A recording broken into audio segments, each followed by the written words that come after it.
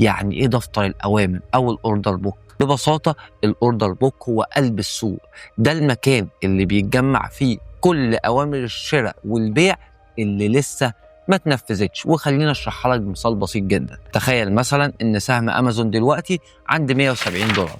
الاوردر بوك بيكون شغله كالتالي: في الطرف الشمال اوامر الشراء، ناس عايزه تشتري عند اسعار اقل، وليكن مثلا 169.9 169.8 او 169.5. في الطرف اليمين اوامر البيع، ناس عايزه تبيع اعلى، 170.1 170.2 وهكذا. السوق بقى طول الوقت بيحاول ان هو يوازن ما بين الاتنين.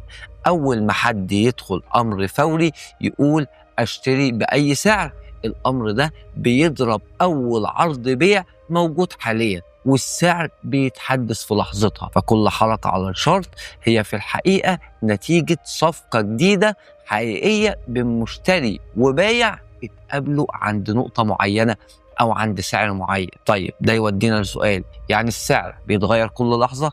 بالظبط كده، السعر بيتغير آلاف المرات في الثانية الواحدة. طب ليه بقى؟ لأن ببساطة في آلاف الأوامر بتدخل وتتلغي كل ثانية من كل أنحاء العالم، من مؤسسات ضخمة بقى بتتداول بمليارات، ومن متداولين أفراد بيشتروا سهم أو اتنين. وده اللي بيخلي السوق الأمريكي دايما نشط جدا، لأنه ببساطة أكتر سوق فيه سيولة في العالم كله، ودايما في مشتريين ودايما في بايعين.